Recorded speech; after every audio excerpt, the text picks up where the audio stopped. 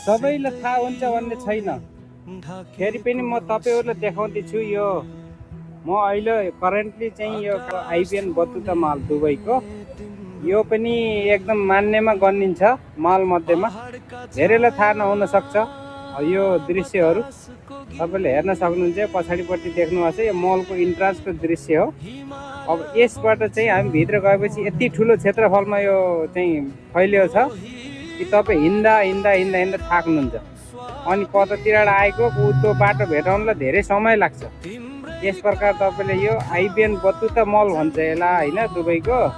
यो पनि एउटा मान्ने मध्येमा ठुलो मलै गनिन्छ र दुबईमा भएका साथीहरू त आउनु भएको पनि होला र नआउनु भएको एकपल्ट भिजिट गर्न सक्नुहुन्छ।